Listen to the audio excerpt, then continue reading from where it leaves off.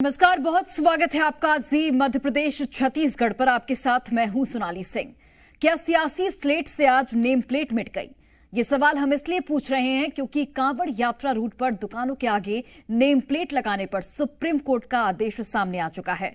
Supreme court ने Muzaffarnagar police और UP सरकार के उस आदेश पर रोक लगा दी है जिसमें दुकानों के आगे दुकानदारों के नाम लिखने को कहा गया था।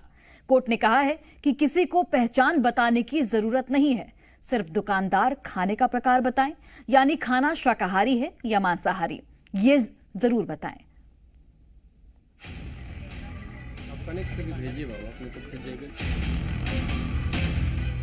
लगा हुआ प्रतिबंध, उस पाबंदी को भी हटा दिया है, तो सांप्रदायिक राजनीति खत्म होने जा रही है।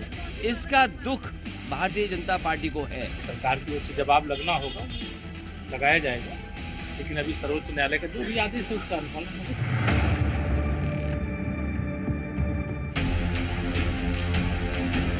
संविधान की मंशा के खिलाफ जिनको जो खाना है ये उन पर छोड़ देना चाहिए। सरकार पे नहीं बल्कि उनकी विचारधारा पे, उनके विचारों पे रोक लगाई गई। और देखिए, कौन कहता है कि नाम में क्या रखा है। नाम को लेकर पूरे देश में बीते 4 से 5 दिन से बवाल मचा था और अब इस मामले पर सुप्रीम सुनवाई हुई है। यूपी सरकार के नेम प्लेट वाले आदेश पर सुप्रीम कोर्ट ने रोक लगा दी है। सब्जी, फल की दुकान, मिठाई की दुकान और ढाबों पर अब मालिक की पहचान चिपकाना अनिवार्य नहीं है।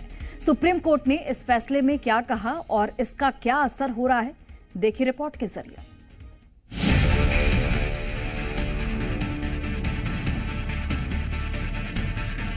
आरिफ फल वाले को अब नाम बताने की जरूरत नहीं। मिठाई वाले शादाब मियां भी अब बिना नाम बताए लोगों का मुंह मीठा कर पाएंगे। रहीम भाई को अपनी दुकान के बाहर कोई तख्ती नहीं लटकानी है। नौबत भी अपने भोजनालय के सामने लगा नेम प्लेट हटा सकते हैं। नवीन ने भी अपनी चाय की दुकान के लिए जो नया बोर्ड ऑर्डर किया था वो अब कैंसिल कर सकते हैं, क्योंकि अब सुप्रीम कोर्ट ने कह दिया है कि कांवड़ यात्रा के मार्ग पर अब दुकानदारों को नाम पहचान बताने की कोई जरूरत नहीं।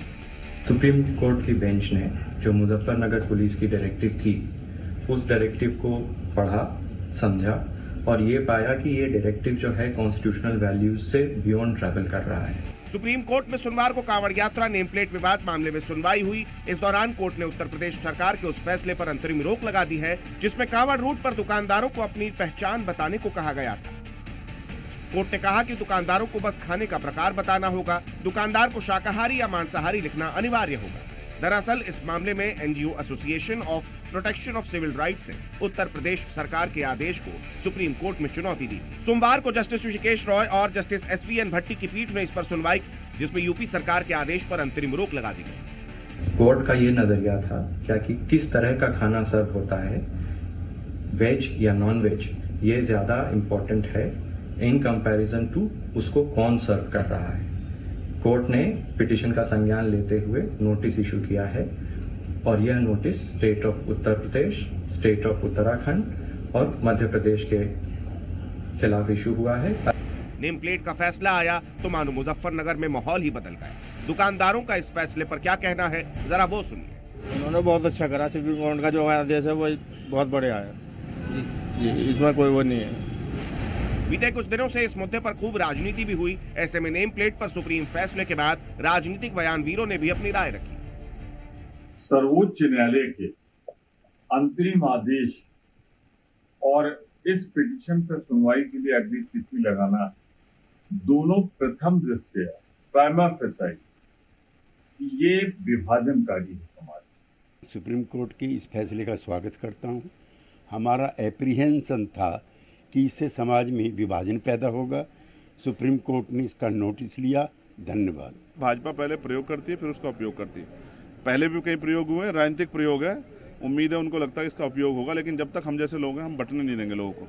और मैं फिर आपको स्पष्ट कर दूं, जिनका आर्थिक नुकसान करने के लिए बीजेपी कर रही है उनके बच्चों का क्या होगा, वो भी इंसान है।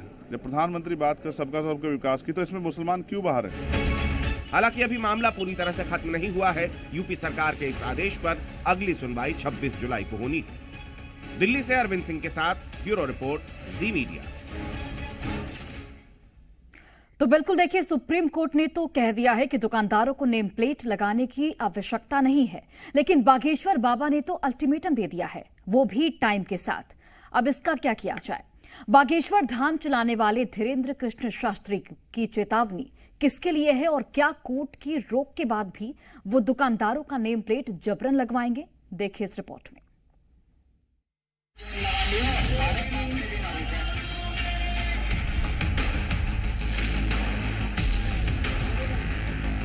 भी हम कह रहे हैं धाम पर अपनी दुकान के बाहर नेम प्लेट जरूर लगाएं। अपने बाप को बाप कहना चाहिए, दूसरे के बाप को बाप नहीं कहना चाहिए। आप जो हो वो अपनी नेम प्लेट पर बाहर टांग दो ताकि आने वाले श्रद्धालुओं का धर्म भ्रष्ट ना हो। सुप्रीम कोर्ट के आदेश नहीं मानेंगे बागेश्वर बाबा। मध्य प्रदेश के छतरपुर जिले में मौजूद बागेश्वर धाम के पीठाधीश्वर पंडित धीरेन्द्र कृष्ण शास्त्री ने नेम प्लेट नहीं लगाने वाले दुकानदारों के खिलाफ मोर्चा खोल दिया है। ठीक वैसे ही जैसे उत्तर प्रदेश में योगी सरकार ने मोर्चा खोला था। बागेश्वर बाबा ने बाकायदा टाइम के साथ अल्टीमेटम जारी किया है। बागेश्वर धाम के सभी दुकानदारों के लिए अल्टीमेटम यह है कि वो अपनी अपनी दुकानों पर नेम प्लेट लगा दे और इसके लिए टाइम दिया गया है 10 दिनों का। अभी हम कह रहे हैं धाम पर अपनी दुकान के बाहर नेम प्लेट जरूर लगाएं ताकि ये पता लगे कि राम वाले कौन है और रहमान वाले कौन है।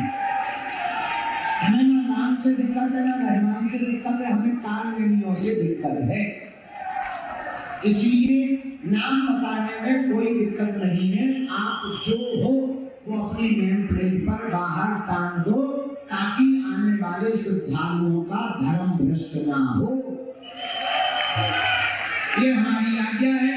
बागेश्वर धाम के सभी दुकानदार 10 दिन के अंदर नेम प्लेट टंगवा ले, नहीं तो इसके आगे विधिक कार्रवाई धाम समिति की तरफ से कानून को साथ में लेकर कानून को ज्ञापन प्रशासन को ज्ञापन दिया जाएगा, पर बाद में बात करेंगे। बागेश्वर बाबा चेतावनी देते हुए कह रहे हैं कि वो कानून के मुताबिक कार्रवाई करेंगे, लेकिन सुप्रीम कोर्ट ने तो नेम प्लेट वाले आदेश पर ही रोक लगा दी। फिर चेतावनी कैसी और 10 दिनों की समय सीमा किस लिए? हमारा उद्देश्य मांग के नाम रखने से कोई बड़ी बात नहीं, पर सत्य सामने आना चाहिए। अपने बाप को बाप कहना चाहिए, दूसरे के बाप को बाप नहीं कहना चाहिए, ताकि समाज में किसी भी प्रकार से झूठा प्रतिष्ठित ना हो और कोई भी व्यक्ति गुमराह ना हो। धीरेन्द्र शास्त्री चाहे जो भी तर्क दे दें, लेकिन भारत में होगा वही जो संविधान कहेगा और संविधान को ही भगवान मानने वाले सर्वोच्च न्यायालय ने अपना फैसला सुना दिया है। दुकानदारों के लिए नेम प्लेट लगाना अनिवार्य नहीं है। ब्यूरो रिपोर्ट, जी मीडिया। तो एक तरफ जहां कांवड़ यात्रा के बीच नेम प्लेट पर विवाद चल रहा है, तो वहीं कांवड़ मार्ग पर जगह जगह हंगामे की तस्वीरें भी सामने आ रही हैं। कांवड़ यात्रा के दौरान मुजफ्फरनगर से लेकर मुरादाबाद से ऐसी तस्वीरें आई हैं जहां कांवड़िए भड़क गए और फिर जो तांडव मचा उसकी तस्वीरें वायरल हो रही हैं।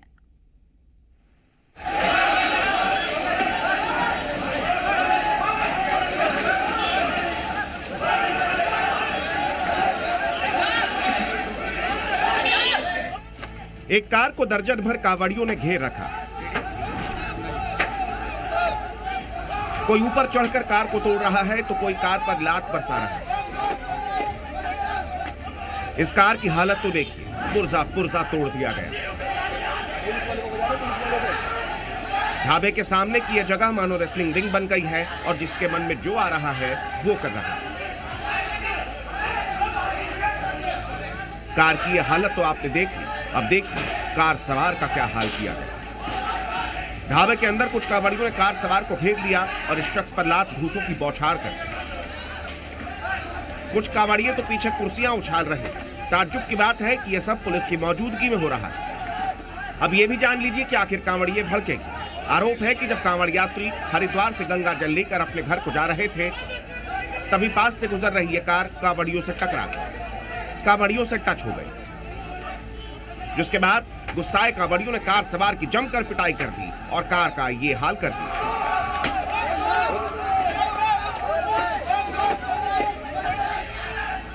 पुलिस वाले कार चालक को बचाने की कोशिश करते रहे, लेकिन इसके बाद भी कांवड़िये युवक को पीटते रहे। कुर्सियां चलती रहीं, युवक पिटता रहा।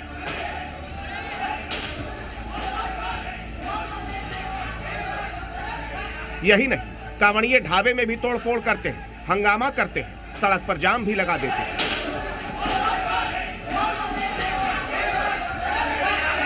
इधर मुजफ्फरनगर की पुलिस का अलग दावा है।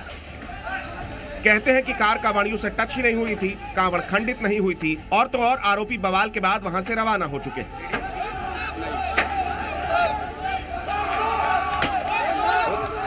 किसी चरपहिया वाहन से उनके कावड़ में गाड़ी टच हो गई है। इस सूचना पर तत्काल जो कावड़िया थे उन्होंने उस गाड़ी को ओवरटेक किया और इस लक्ष्मी ढाबा के पास रोककर उनके साथ मार पिटाई की। कावड़ियों से वार्ता के क्रम में कावड़ियों ने यह नहीं बता पाए कि किसकी कावड़ खंडित हुई थी। बहरहाल उन्होंने अंतर्गत कावड़ खंडित न होने की पुष्टि की और वो वार्ता क्रम में अपने गंतव्य स्थान के लिए निकल गए। अब मुरादाबाद की ये तस्वीर देखिए। पेट्रोल पंप पर खड़े कांवड़ियों ने जमकर हंगामा किया। करीब 40 से 50 बाइक सवार कांवड़िये जमा है, जमकर नारेबाजी हो रही। हालात ये हो गए कि पुलिस को कांवड़ियों को हटाने के लिए माइक से अनाउंसमेंट करना पड़ा। कांवड़ियों ने ऐसा हंगामा मचाया कि वहां मौजूद आम लोगों को भी मुश्किलों का सामना करना पड़ा। कांवड़ियों का आरोप है कि पेट्रोल पंप पर मिलावट की जा रही थी। आरोप ये भी लगा कि पेट्रोल पंप कर्मचारी ने बदसलूकी की। पानी डालकर जले मिस्त्री भी वहाँ पर है। गाड़ी हमारी में तो हमारी में 3-4 गाड़ी में तेल डाल लगा है सर। 1-2 गाड़ी में 3-4 गाड़ी में तेल डाल लगा है। पानी है। लेकिन सवाल ये उठता है कि यहाँ कांवड़ियों को हंगामा करने की जरूरत क्या है। मुरादाबाद की इन तस्वीरों को देखकर सवाल यही उठता है कि बाइक सवार ये लोग क्या सच में कांवड़ यात्रा पर निकले हैं या फिर आस्था की आड़ में ये हुड़दंग मचा रहे हैं। इससे पहले भी कांवड़ यात्रा की आड़ में मुजफ्फरनगर में एक ढाबे में तोड़फोड़ की गई। बात इतनी थी कि गलती से इन्हें प्याज लहसुन वाला खाना परोस दिया गया था। इसके अलावा मुजफ्फरनगर में कांवड़ियों ने एक संदिग्ध पॉलिथीन मिलने पर सड़क जाम कर दिया था। आरोप लगाया कि पॉलिथीन में मांस, लेकिन जांच में ऐसा कुछ पाया ही नहीं।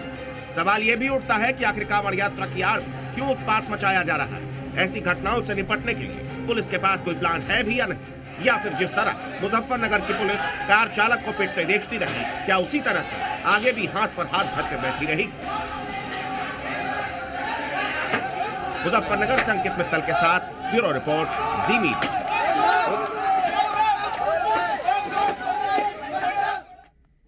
चलिए आगे बढ़ते हैं। आज से 18वीं लोकसभा के दूसरे संसद सत्र की शुरुआत हुई। बीते 2 लोकसभा चुनाव की तुलना में इस बार संसद में विपक्ष के सांसदों की संख्या काफी अधिक है और शायद यही वजह है कि विपक्ष सरकार पर पहले से और ज्यादा हमलावर दिख रहा है। आज सत्र के शुरुआत से पहले पीएम मोदी ने न केवल विशेष सत्र में विपक्ष की नारेबाजी को लेकर नाराजगी जताई, बल्कि सभी दलों के नेताओं से देश हित में शांतिपूर्ण कार्यवाही में शामिल होने की अपील भी की। लेकिन हुआ क्या, आप खुद इस रिपोर्ट में देखिए। विकसित भारत के संकल्प को बोलिए, एक बार एक स्पीकर बोलिए।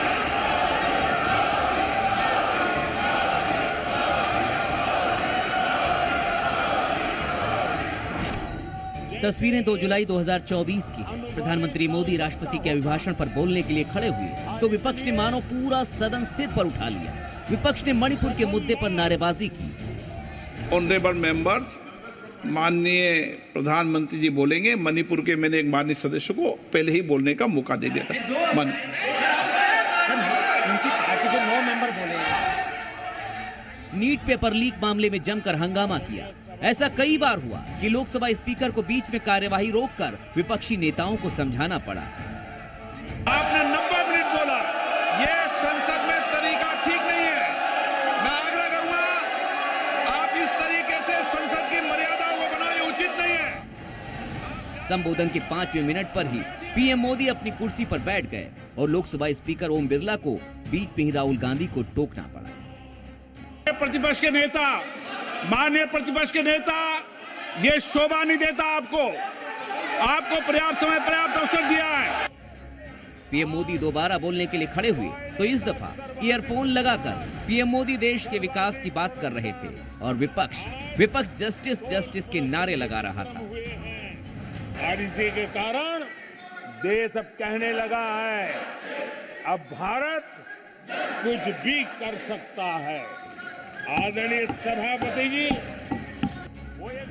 2.5 घंटे तक यही चला। पीएम मोदी बोलते रहे, विपक्ष नारेबाजी करता रहा और स्पीकर को बार बार बीच में चेतावनी देनी पड़ी। 20 दिनों बाद आज से संसद का बजट सत्र शुरू हुआ। पीएम मोदी मीडिया से मुखातिब हुए और 21 मिनट के संदेश में विशेष सत्र में हुए हंगामे को लेकर विपक्ष पर अब तक का सबसे तीखा हमला बोला। 2.5 घंटे तक देश के प्रधानमंत्री का गला घोंटने का, उनकी आवाज को रोकने का, उनकी आवाज को दबाने का लोकतांत्रिक परंपराओं में कोई स्थान नहीं हो सकता है और इसका कोई पश्चाताप तक नहीं है। पीएम मोदी जहां पिछले सत्र में विपक्षी नेताओं के रवैये पर हमला करते दिखाई दिए, तो वहीं दूसरी तरफ मॉनसून सत्र को लेकर विपक्षी दलों से अपील भी की। मैं आज आग्रहपूर्वक कहना चाहता हूं, देशवासियों ने हमें यहां देश के लिए भेजा है, दल के लिए नहीं भेजा है। ये सदन दल के लिए नहीं, ये सदन देश के लिए है। लेकिन बजट सत्र के पहले दिन भी वही हुआ जो विशेष सत्र में हुआ था। पीएम मोदी की तमाम अपील के बावजूद दोनों सदनों में जमकर हंगामा हुआ। राहुल गांधी जहां पेपर लीक के मुद्दे पर अड़े रहे, तो वहीं कांग्रेस के बाकी सांसदों ने आरएसएस कार्यक्रम को लेकर फैसले को मुद्दा बनाया और अखिलेश यादव अपनी सियासी सहूलियत के मुताबिक दुकानों में नेम प्लेट के मुद्दे पर चिपके रहे। सरकार किसी और का रिकॉर्ड बनाए न बनाए, लेकिन पेपर लीक का रिकॉर्ड जरूर ये सरकार बनाएगी। The Indian examination system is a fraud. मतलब इस बार भी संसद भवन वही, माननीय सांसद भी वही और हंगामा भी करीब करीब वही, केवल सत्र में। मैं किसी की, मेरे बौद्धिक और मेरे संस्कार की सर्टिफिकेट मेरे को सारी सदन में किसी से नहीं चाहिए। देश की प्रजातंत्र में चुन के मेरे नेता प्रधानमंत्री मोदी जी को प्रधानमंत्री की भूमिका दिया है। मैं उनकी निर्णय से यहाँ उत्तर दे रहा हूँ सदन को। और चलिए इसी के साथ फिलहाल इस बुलेटिन में बस इतना ही। आप देखते रहिए जी मध्य प्रदेश छत्तीसगढ़।